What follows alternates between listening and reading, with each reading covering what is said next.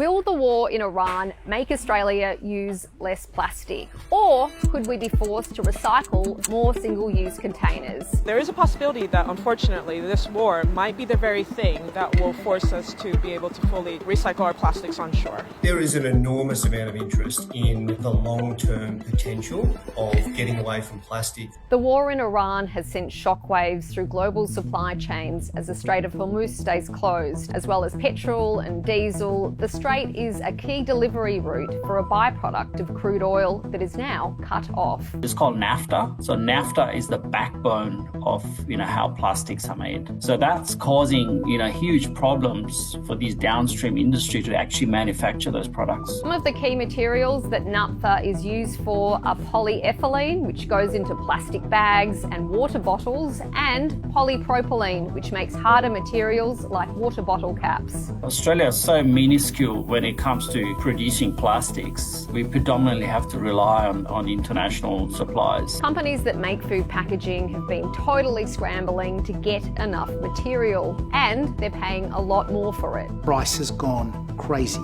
because everyone's chasing a very small amount of raw material. Manufacturers are now passing on these higher costs to brands that they make containers for, and brands that make their own packaging are also scrambling to shore up supply. The Australian arm of Nestle, which needs plastic to make chocolate wrappers, is warning about supply issues from May. Plastic is from aisle 1 through aisle 30 of the supermarket, and just about every product would have it. Packaging is only a small part of a product's cost, but if you do the numbers on fast-moving, low-cost goods, you can see why this issue could push up grocery prices. Coles and Woolworths have both confirmed that they've already increased the price of home brand milk, in part due to higher packaging costs. Pressure will eventually flow through to the consumer in terms of availability and price. We estimate the costs of hyperinflation just on diesel and plastics in our business to be about $1.6 million per month. This issue is also hitting the healthcare and the building industries. There's already been warnings about higher prices on plumbing for pipes due to rises in the cost of PVC and other plastic. The federal government could help secure supply of the materials needed for plastic using the same powers that it's already using to underwrite the purchase of diesel. Not seeing the same levels of shortages when it comes to plastics as we have seen, for example, with fuel, petrol and diesel.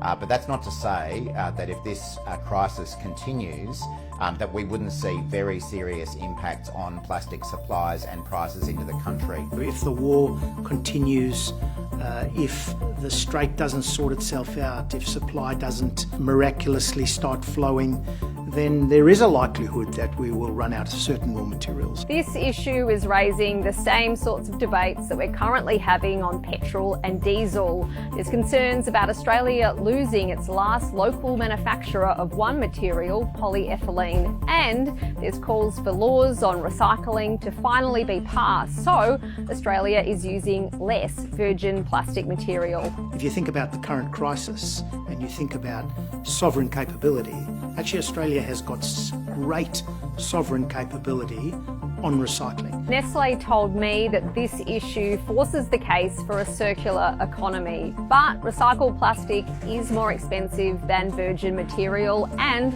other brands might resist. It certainly supports recycled resin, however, that comes at a considerably higher cost than even the higher costs that we're seeing today based on the closure of the Strait of Hormuz. I'm pretty skeptical that we will be able to have full onshore recycling in a short period of time, but there is a possibility because there's urgency because of the war, unfortunately, that we might see onshore recycling at greater levels. This issue also prompts another debate, and that is, can we simply use less plastic?